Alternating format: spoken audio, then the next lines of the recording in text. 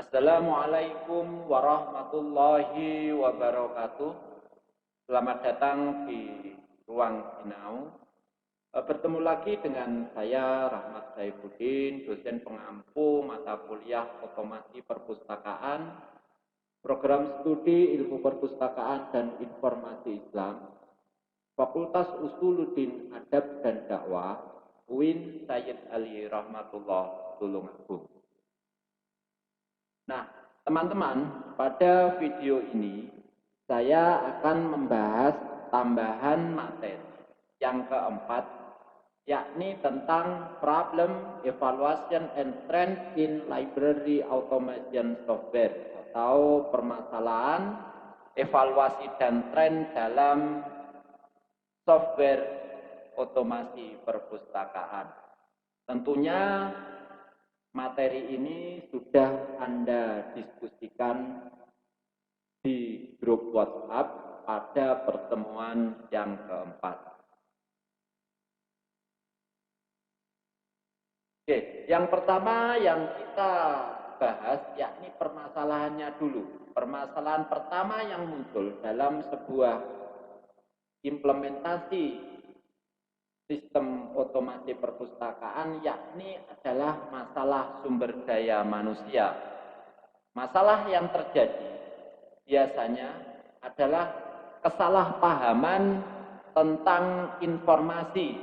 Jadi contohnya begini, ada sebuah mindset bahwa penerapan sistem otomasi ini akan membuat sistem semakin ribet. Terus ada pula yang beranggapan juga bahwa kurang kesiapan pustakawan atau resource yang ada dalam perpustakaan tersebut untuk beradaptasi dengan sistem yang dibuat.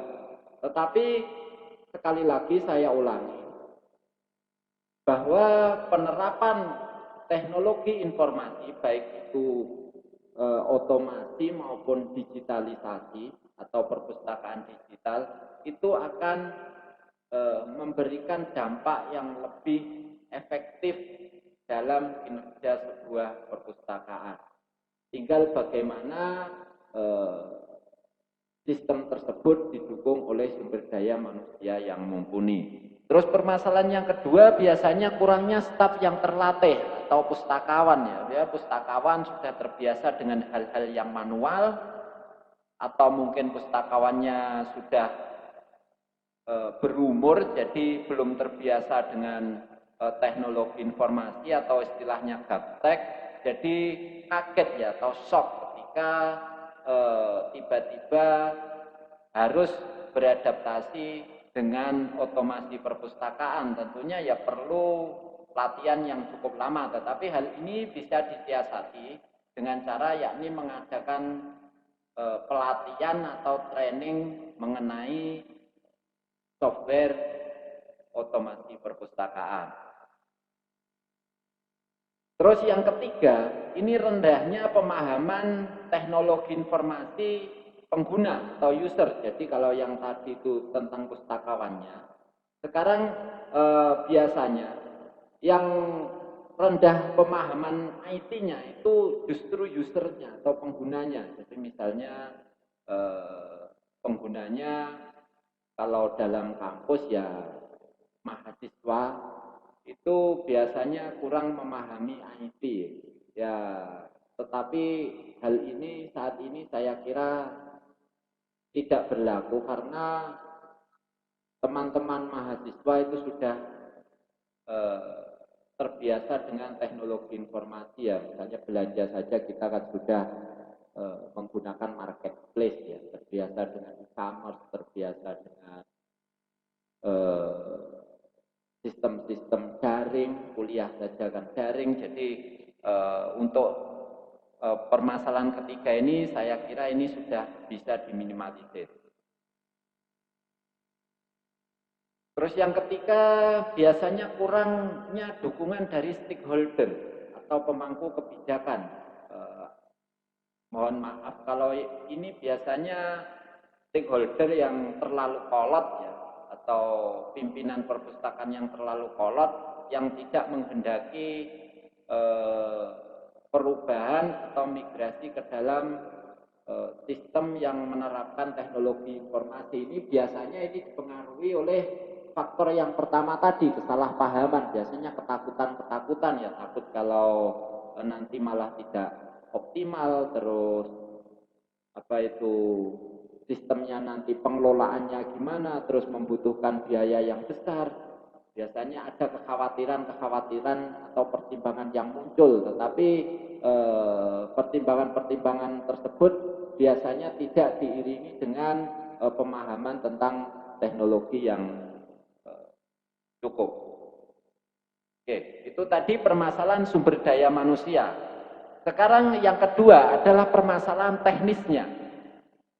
Biasanya yang menjadi kendala dalam penerapan sistem apapun ya, bukan hanya otomasi perpustakaan, itu biasanya kalau kita ngomong sistemnya internet based atau berbasis internet atau maupun intranet yang dalam satu lingkup jaringan, itu biasanya permasalahan jaringan, baik itu jaringan internet maupun jaringan intranet. Biasanya teknisinya belum terlalu menguasai instalasi jaringan, atau teknisinya rata-rata anak-anak SMK yang masih PSG. Itu juga menjadi sebuah permasalahan tersendiri. Jadi jaringan yang ada atau infrastruktur jaringan yang dimiliki oleh kampus atau oleh perpustakaan tersebut biasanya ya masih internet atau jaringan ala kadarnya saja. Jadi ini menjadi permasalahan yang pertama. Terus permasalahan yang kedua biasanya adalah permasalahan hardware. Misalnya spesifikasi hardware yang dimiliki oleh perpustakaan yang sangat atau masih terlalu rendah lah. Spek komputer yang dimiliki komputer jadul, misalnya masih pakai Pentium 3, Pentium 4, terus diinstal aplikasi otomasi, nanti ya kinerjanya pasti akan sangat lemot karena ya versi hardware yang sudah mulai ditanggalkan. Terus yang kedua permasalahan software. Kalau permasalahan hardware tadi tentang permasalahan komputer yang sudah terlalu jadul, tapi kalau software biasanya permasalahannya ini sinkron atau tidak, support atau tidak. Software terutama sistem operasi yang digunakan itu apabila diinstal aplikasi otomasi perpustakaan, atau mungkin software ini bukan hanya sistem operasi, tetapi kalau tren yang banyak digunakan sekarang ya, aplikasi otomasi perpustakaan adalah web based atau berbasis web. Jadi kadang-kadang mengenai tampilan, kadang-kadang kita ganti browser saja untuk tampilan font atau tata letak itu kadang-kadang bisa berubah. Ini juga menjadi permasalahan. Kadang-kadang disetting di browser A hasilnya sudah bagus, tetapi ketika dibuka pakai browser B itu hasilnya kadang-kadang tampilannya berubah. Terus yang selanjutnya yaitu masalah dana. Ini sangat urgent ya kalau urusan dana. Biarpun sistem yang digunakan adalah open source, tetapi untuk pengadaan jaringan, pengadaan hardware, pengadaan software yang digunakan sebagai platform ini kan membutuhkan dana. Jadi dana ini adalah masalah yang paling krusial dalam permasalahan teknis penerapan otomasi perpustakaan.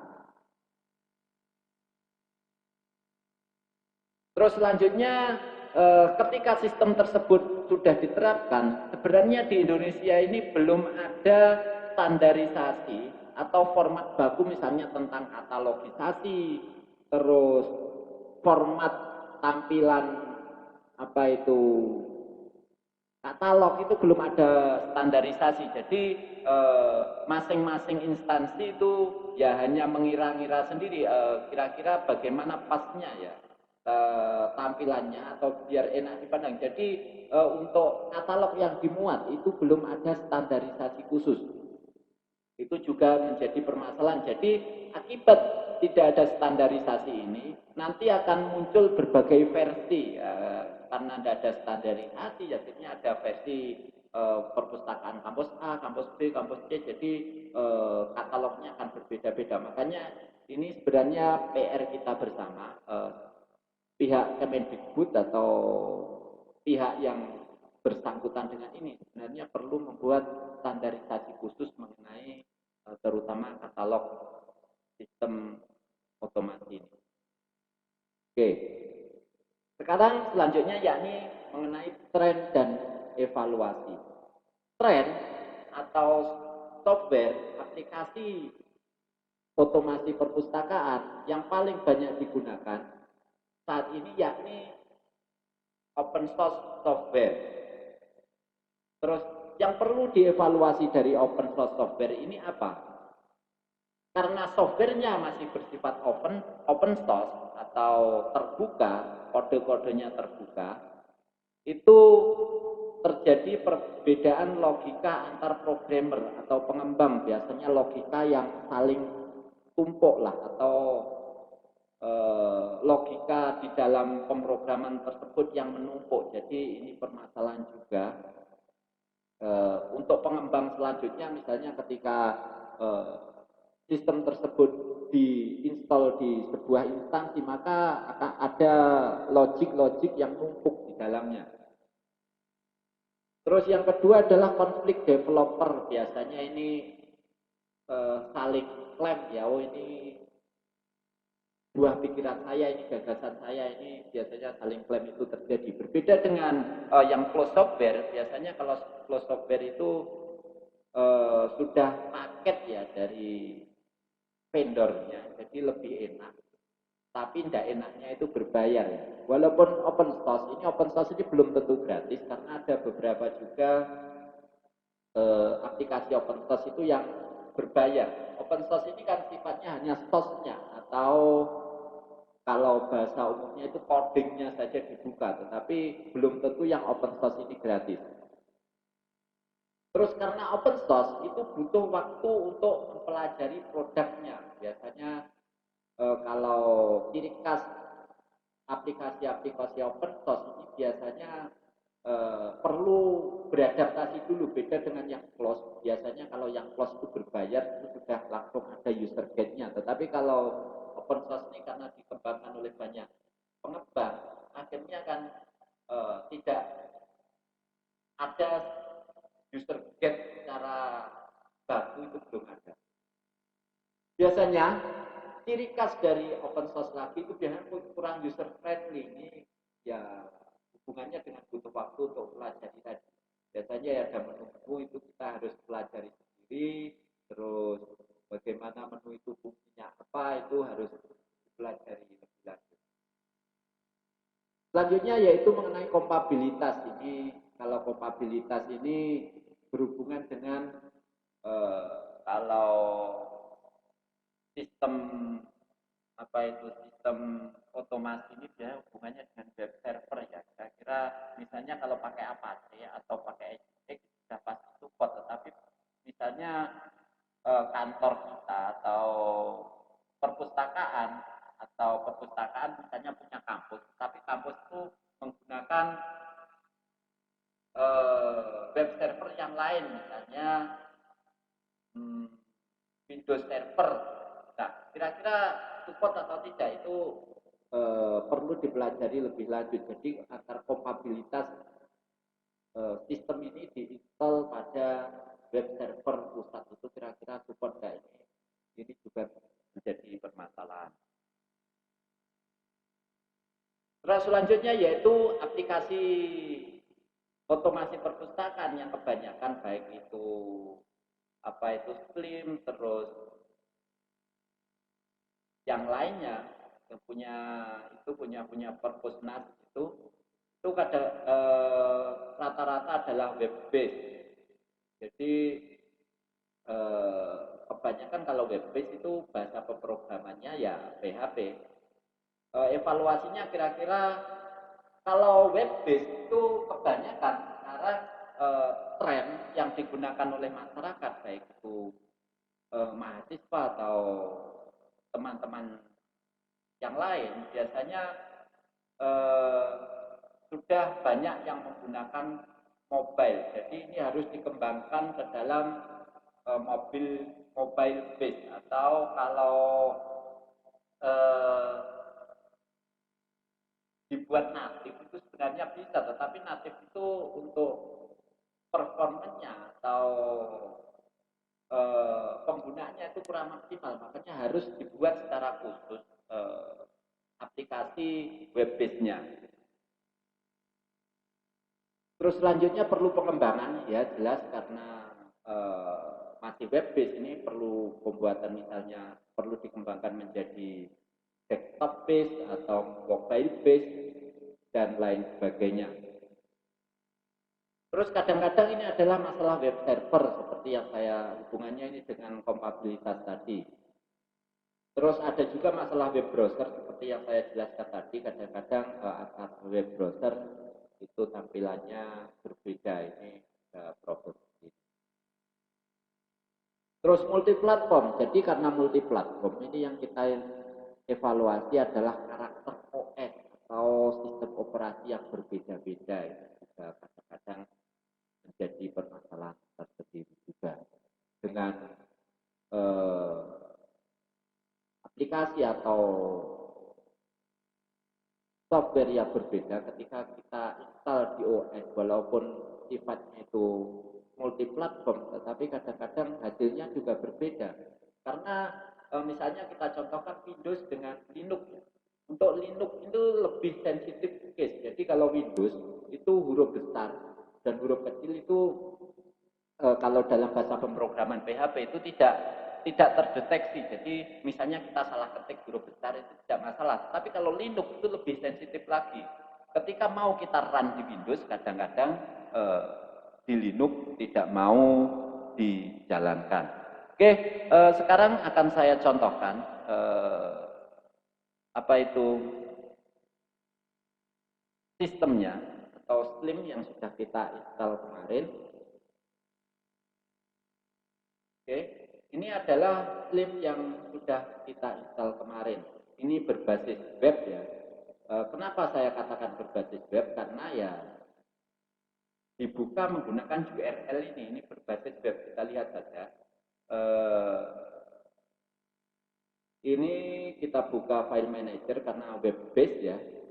Itu pasti menggunakan PHP untuk pengkodean. Misalnya ini kita buka public.tsl, Slim.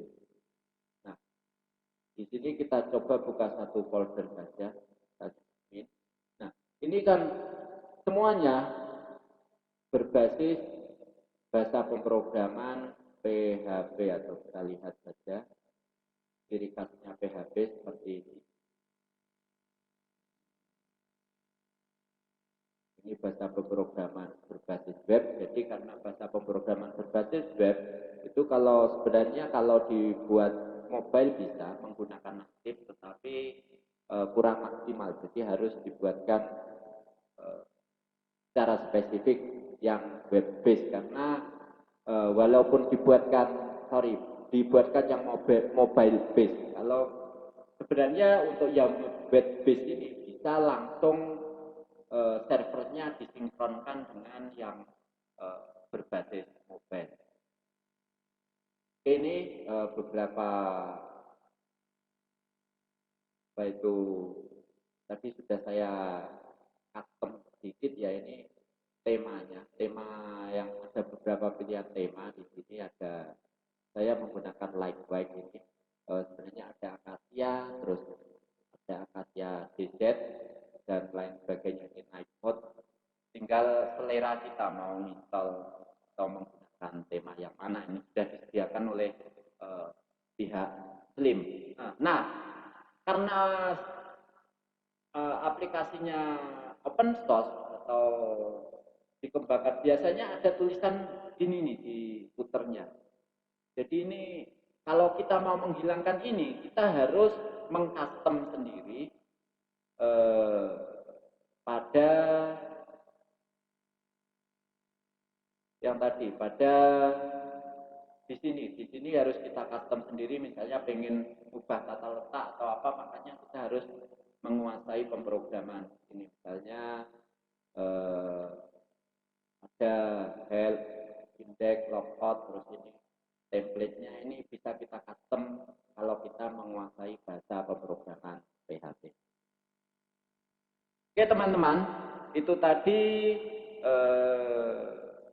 pembahasan atau materi tambahan mengenai problem evaluation and trend in library automation atau permasalahan terus evaluasi dan tren dalam aplikasi atau perangkat lunak otomasi perpustakaan. Saya kira sekian yang bisa saya sampaikan dalam video ini, semoga bisa bermanfaat. Terima kasih. Saya akhiri. Wassalamualaikum warahmatullahi wabarakatuh.